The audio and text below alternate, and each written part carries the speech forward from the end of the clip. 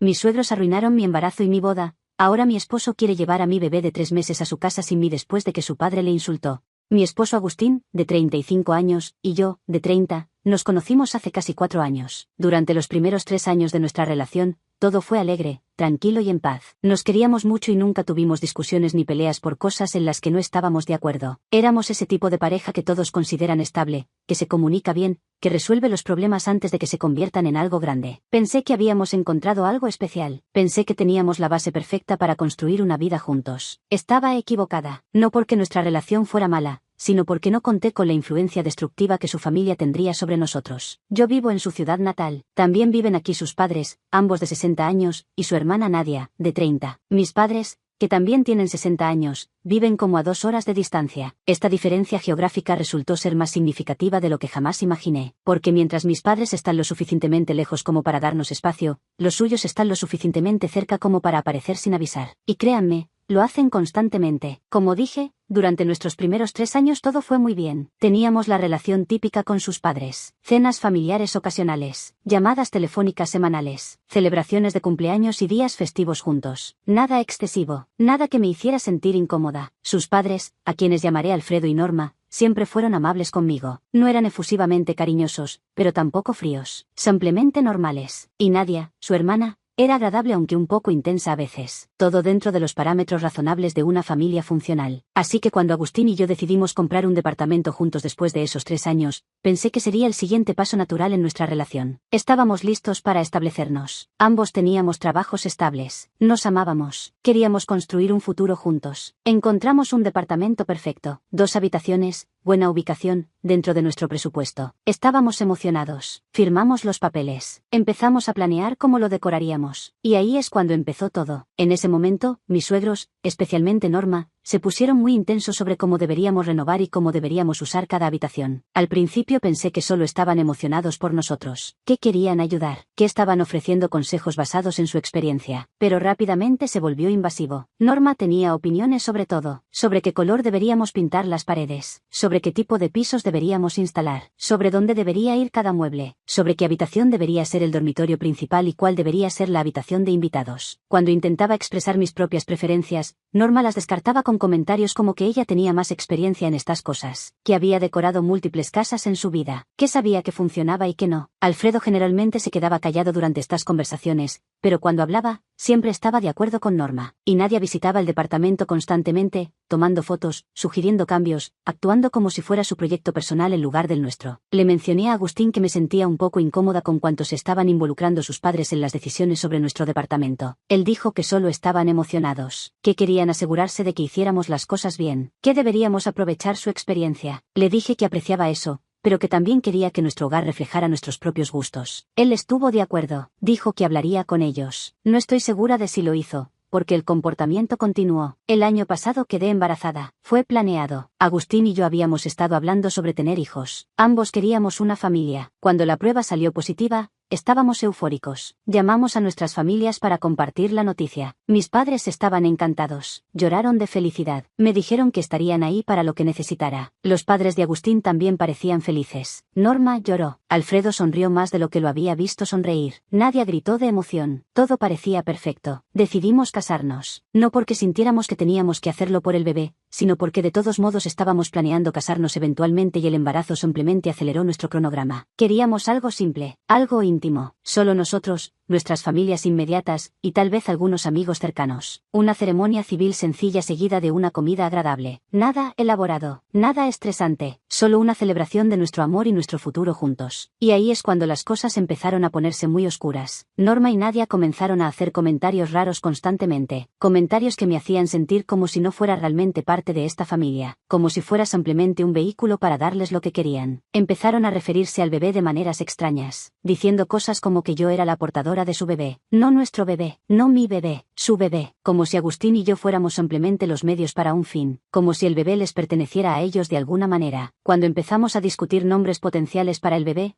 compartí algunos que me gustaban. Nombres que había amado durante años. Nombres que tenían significado para mí. Norma los odiaba todos. Pero no solo los rechazaba educadamente. Decía cosas horribles. Dijo que uno de los nombres que sugerí era un nombre de perra. Literalmente usó esa frase. Nombre de perra. Me quedé sentada ahí en shock. Agustín se rió incómodo y trató de cambiar de tema. No la confrontó. No me defendió. Simplemente dejó que el comentario quedara ahí flotando en el aire entre nosotros. Norma comenzó a preguntarme constantemente sobre nuestras elecciones de crianza. Y no eran preguntas casuales de curiosidad. Eran interrogatorios. Cuestionaba cada decisión que Agustín y yo hacíamos. ¿Iba a amamantar o usar fórmula? ¿Iba a volver a trabajar después del bebé o quedarme en casa? ¿Qué tipo de pañales usaría? ¿Qué tipo de cochecito compraría? ¿Dónde dormiría el bebé? ¿Cómo decoraría la habitación del bebé? Todo, absolutamente todo estaba sujeto a su escrutinio y aprobación. Y cuando mis respuestas no se alineaban con lo que ella pensaba que debería hacer, me daba conferencias, me enviaba artículos, me compraba libros sobre crianza, me decía que las cosas habían cambiado desde que ella crió a sus hijos y que necesitaba estar al día con las investigaciones actuales. Todo mientras simultáneamente me decía que debería seguir sus consejos porque ella había criado 2 hijos exitosos. La contradicción era asombrosa pero aparentemente invisible para ella. Agustín y yo habíamos acordado tener una boda civil muy íntima. Queríamos que fuera solo nosotros, nuestros padres, nuestros hermanos, y tal vez 2 o 3 amigos cercanos. Como máximo 15 personas. Algo que pudiéramos disfrutar sin el estrés de una producción grande. Yo estaba embarazada de 4 meses en ese momento y realmente no quería lidiar con nada elaborado. Pero Norma y Alfredo insistieron en que invitáramos a más gente. Gente que ni siquiera veíamos regularmente. Primos lejanos. Compañeros de trabajo de Alfredo. Amigas de la infancia de Norma que yo nunca había conocido. Seguían agregando nombres a la lista. Cada vez que les decíamos que queríamos mantenerlo pequeño, armaban un lío. Norma lloraba. Alfredo decía que estábamos siendo egoístas. Nadia decía que estábamos avergonzando a la familia al no invitar a personas importantes. Finalmente cedimos. Terminamos invitando a como 30 personas. El doble de lo que queríamos originalmente. Y nosotros pagamos nuestra propia boda. Cada centavo. Norma y Alfredo no contribuyeron con nada. Ni un solo dólar. Pero se sintieron con todo el derecho de dictar quién debería estar ahí. Eso debería haberme dicho todo lo que necesitaba saber sobre cómo serían las cosas en el futuro. Pero estaba embarazada, con hormonas por todos lados, tratando de mantener la paz, y simplemente dejé que sucediera. El día de la boda empezó bien. Me sentía hermosa a pesar de tener una pequeña barriga de embarazo. Agustín se veía guapo. La ceremonia fue dulce. Intercambiamos nuestros votos. Nos besamos. Oficialmente éramos esposo y esposa. Estaba feliz. Por un momento,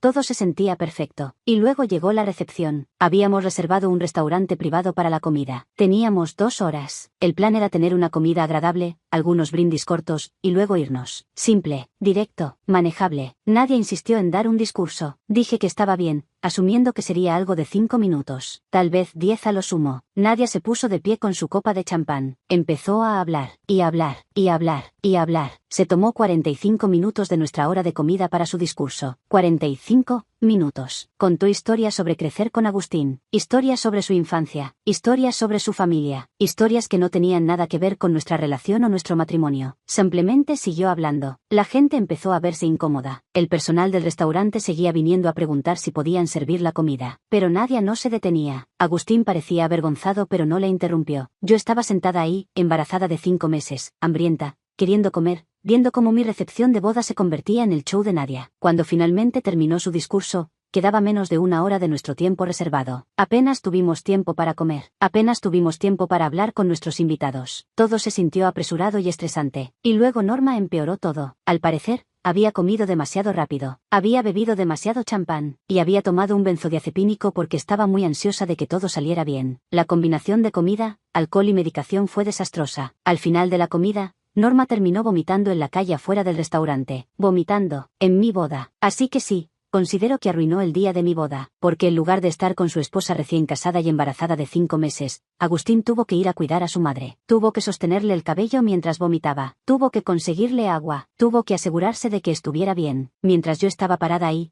todavía con mi vestido de novia, viendo cómo mi esposo cuidaba a su madre en lugar de estar conmigo en lo que se suponía que era nuestro día especial. Terminamos teniendo una gran discusión sobre el comportamiento de su madre tan pronto como llegamos a casa. Le dije a Agustín que no era aceptable que su familia hubiera dominado completamente nuestra boda, que el discurso de Nadia fue excesivamente largo y egoísta, que Norma arruinó el final de la noche, que él debería haber estado conmigo en lugar de con su madre. Él se puso defensivo, dijo que su madre no podía controlar que se sintiera mal, que Nadia solo estaba emocionada, que yo estaba siendo demasiado sensible. Estaba embarazada, exhausta, decepcionada, y ahora mi esposo me estaba diciendo que estaba exagerando. Lloré. Él eventualmente se disculpó, pero el daño estaba hecho. ¿Alguno de ustedes ha tenido una boda arruinada por su familia política? ¿Cómo lo manejaron? Porque honestamente todavía me duele pensar en ese día. Se suponía que sería uno de los días más felices de mi vida, y en cambio es un recuerdo manchado por el egoísmo y la falta de consideración de otras personas. Actualización 1. Unas semanas después de la boda, las cosas empeoraron. Estábamos empezando a acercarnos a mi tercer trimestre. El bebé estaba creciendo. Yo estaba creciendo. Todo se estaba volviendo más real. Y Norma y Nadia no podían dejar de hablar sobre mi parto. No sobre cómo me sentía yo. No sobre qué tipo de apoyo podría necesitar. Sino sobre quién estaría en la sala de partos. Quién sería la primera persona en sostener al bebé. Quién visitaría el hospital. En algún momento,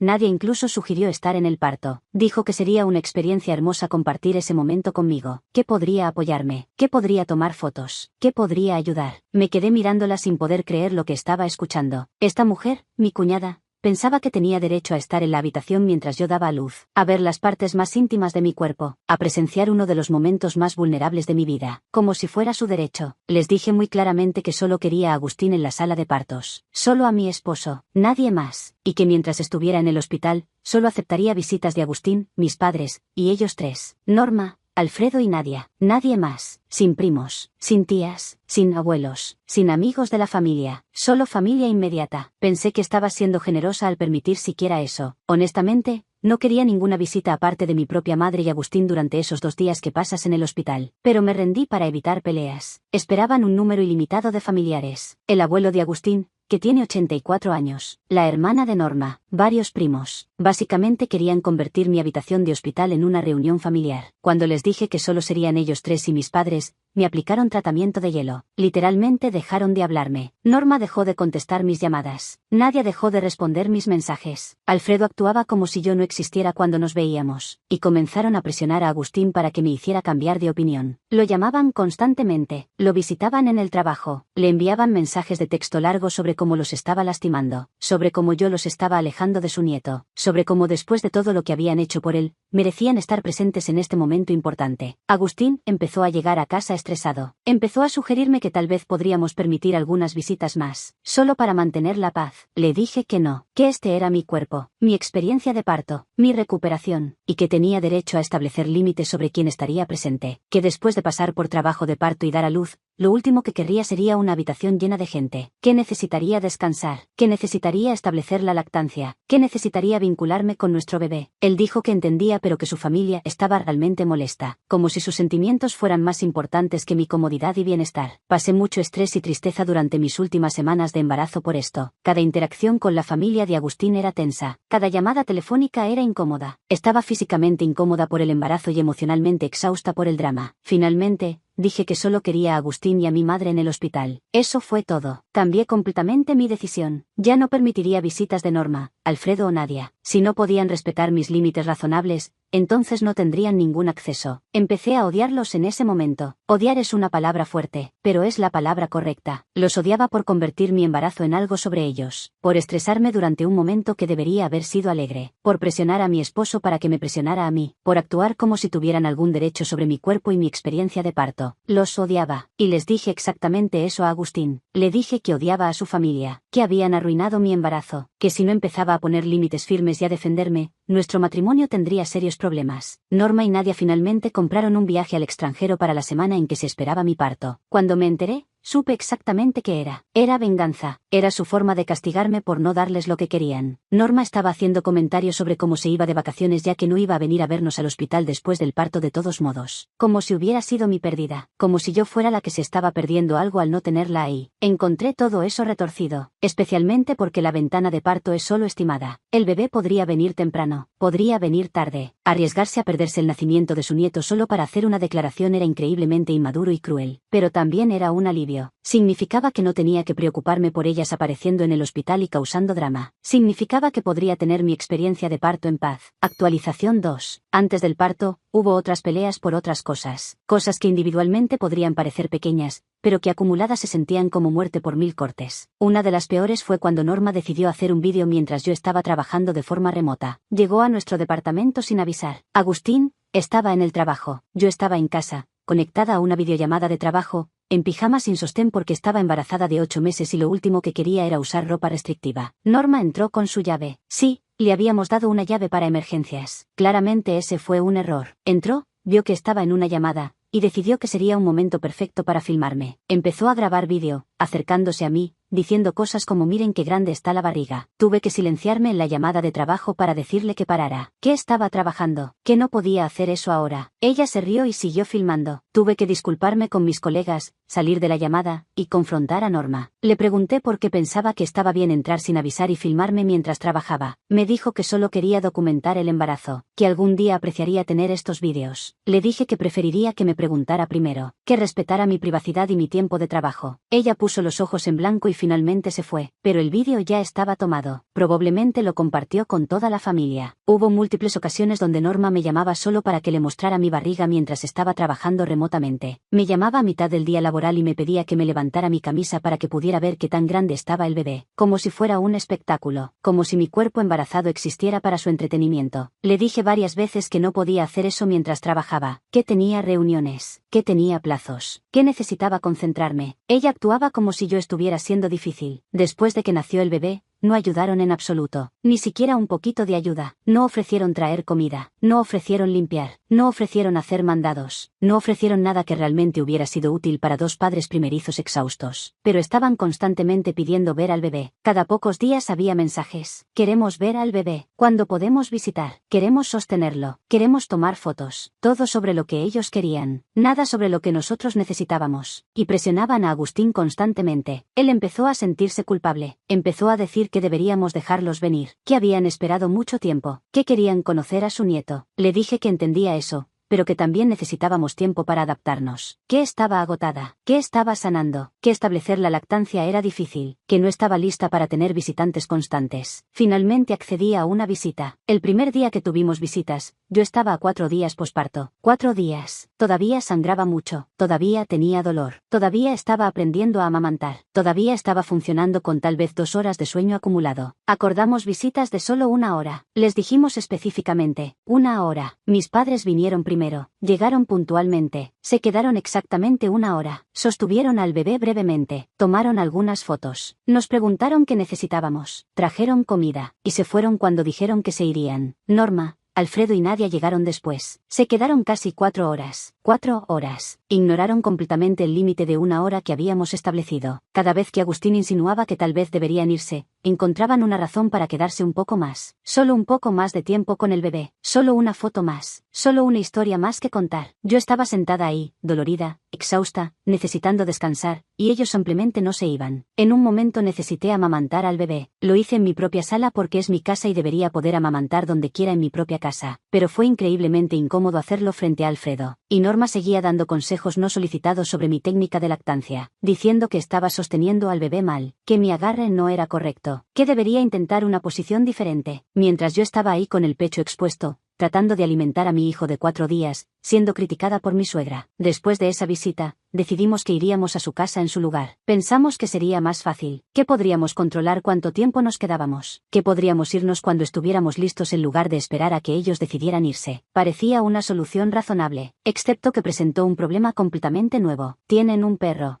grande que se pone agresivo con el bebé. La primera vez que llevamos al bebé a su casa, el perro ladraba constantemente, trataba de saltar sobre mí mientras sostenía al bebé, gruñía cuando el bebé lloraba. Me aterraba que pudiera pasar algo, que el perro pudiera lastimar al bebé. Pregunté si podían poner al perro en otra habitación mientras visitábamos con el bebé. Pensé que era una solicitud razonable. Finalmente accedieron, pero costó otra gran pelea. Norma dijo que era ridículo, que el perro vivía ahí, que no podían encerrarlo en su propia casa. Alfredo dijo que el perro nunca había lastimado a nadie. Nadia dijo que estaba siendo paranoica. Tuve que explicar múltiples veces que no me importaba si el perro nunca había sido agresivo antes, que no iba a arriesgar la seguridad de mi bebé de 2 semanas, que era no negociable. Agustín finalmente me apoyó en esto. Les dijo a sus padres que o el perro iba a otra habitación o nos íbamos. Accedieron a regañadientes, pero me hicieron sentir como si estuviera siendo difícil, como si estuviera pidiendo demasiado, como si proteger a mi bebé fuera una inconveniencia para ellos. Actualización 3. Hace unos días, acabábamos de llegar con el bebé a la casa de Norma y Alfredo. El bebé tiene ahora 3 meses. 3 meses de navegar esta dinámica tóxica. 3 meses de establecer límites que son constantemente ignorados. 3 meses de sentirme irrespetada en cada interacción. El bebé necesitaba comer. Estaba haciendo esos ruidos de hambre que cualquier madre reconoce inmediatamente. Alfredo estaba sentado en el sofá. Hizo un comentario diciendo: por supuesto que necesita comer, usando una frase ofensiva que no voy a repetir textualmente, pero básicamente llamó a mi bebé hijo de puta, usando esas palabras exactas pero en forma despectiva. No era la primera vez. Alfredo había sido irrespetuoso conmigo y con el bebé antes. Lo había llamado otros nombres degradantes, cosas que ningún abuelo debería decir sobre su nieto. El día anterior, Agustín lo había confrontado por su comportamiento. Le había dicho que esos comentarios eran inaceptables, que necesitaba detenerse, que estaba cruzando líneas. Alfredo había actuado como si Agustín estuviera exagerando, como si solo estuviera bromeando, como si yo fuera demasiado sensible para ofenderme. Inmediatamente le pedí a Alfredo que no dijera esas cosas sobre mí o sobre el bebé, que era completamente inapropiado, que no toleraría ese tipo de lenguaje dirigido a mi hijo. Su respuesta fue que estaba en su casa y podía hacer lo que quisiera, que si no me gustaba, podía irme. No hubo disculpa, no hubo reconocimiento de que había cruzado una línea, solo desafío, solo una afirmación de que su derecho a decir lo que quisiera en su propia casa superaba mi derecho a proteger a mi bebé de comentarios degradantes. Ese día,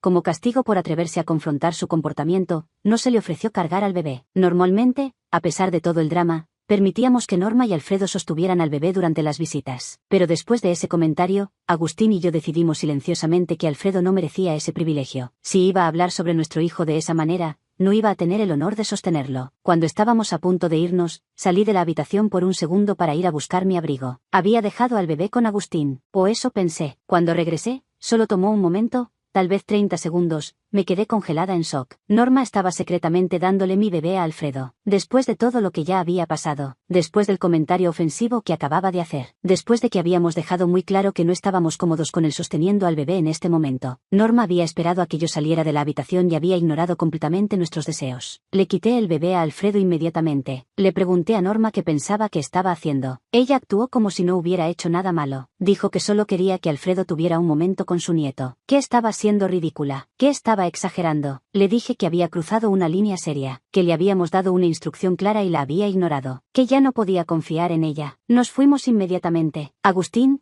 estaba callado en el auto. Podía ver que estaba procesando lo que había pasado. Esto fue hace 10 días y me ha causado a mí y a Agustín muchas discusiones. Enormes discusiones. Discusiones donde grito y lloro. Discusiones donde él se pone defensivo. Discusiones donde ambos decimos cosas hirientes. Todo porque no podemos ponernos de acuerdo sobre cómo manejar a su familia. Yo digo que necesitamos cortar contacto. Que han demostrado repetidamente que no respetan nuestros límites. Que no respetan nuestro rol como padres. Que ponen sus propios deseos por encima del bienestar de nuestro bebé. Agustín dice que son su familia, que a pesar de todo, son los abuelos del bebé, que merecen tener una relación con su nieto, que solo necesitamos establecer límites más claros. Le digo que hemos establecido límites claros, una y otra vez, y son ignorados, una y otra vez, que en algún punto tienes que aceptar que las personas no van a cambiar y proteger a tu familia inmediata. Hace 2 días, Agustín incluso sugirió algo que me rompió el corazón completamente. Dijo que dado que no me siento cómoda volviendo a la casa de sus padres, pero ellos no han visto al bebé en 2 semanas, él podría venir hoy y traer al bebé, y yo podría quedarme en casa sola. Me siento humillada, herida, con el corazón roto y vulnerable solo de pensar en eso. Mi bebé tiene 3 meses. 3 meses. Todavía estoy amamantando. Todavía estoy estableciendo ese vínculo. Todavía estoy en esa etapa donde separarme de mi bebé por más de 1 hora me causa ansiedad. Y mi esposo está sugiriendo que tome a nuestro bebé de 3 meses a la casa de personas que me han faltado el respeto repetidamente, sin mí ahí para protegerlo. Que confíe en que las mismas personas que ignoraron nuestros límites sobre el perro, que se quedaron 4 horas cuando dijimos una, que le dieron el bebé a Alfredo cuando específicamente dijimos que no, que esas personas de repente respetarán los límites sin que yo esté ahí. Me siento completamente traicionada. Sus padres nos han llevado al límite. Han sido irrespetuosos una y otra vez, y ahora esperan, Agustín incluido, que les entregue a mi bebé sin que yo esté presente para supervisar. ¿Están locos? ¿Estoy exagerando? ¿Soy yo la que está perdiendo la cabeza? Porque honestamente ya no lo sé. He pasado tanto tiempo en este caos que ya no puedo ver claramente qué es razonable y qué no. No sé qué hacer. Siento que mi matrimonio está muy dañado. Y la parte más dolorosa es que ni siquiera es nuestra culpa. No es porque Agustín y yo no nos amemos. No es porque tengamos problemas de comunicación fundamentales. Es porque su familia ha envenenado todo. Han convertido lo que debería ser uno de los momentos más felices de nuestras vidas, tener nuestro primer hijo, en una fuente constante de estrés y conflicto. No quiero volver a ver a mis suegros nunca más. Esa es la verdad. Estoy harta. Estoy cansada. Estoy emocionalmente agotada. No he disfrutado ni un solo día de mi embarazo por culpa de ellos. La boda fue arruinada. El embarazo fue estresante. El posparto ha sido una pesadilla. Y me siento terriblemente culpable de no ser la mejor madre para mi bebé. Porque estoy triste y enojada todo el tiempo. Porque en lugar de estar completamente presente con mi hijo, estoy constantemente preocupada por el próximo drama con los suegros. Mi bebé merece una madre que esté feliz, que esté en paz, que pueda disfrutar estos preciosos primeros meses sin toda esta toxicidad. Y siento que le estoy fallando porque no puedo darle eso. Porque incluso cuando estoy sosteniendo a mi bebé, alimentándolo, mirando su carita perfecta, hay una parte de mi cerebro que está repasando la última pelea con Norma, o anticipando la próxima confrontación, o preguntándome cómo voy a manejar la próxima vez que crucen un límite.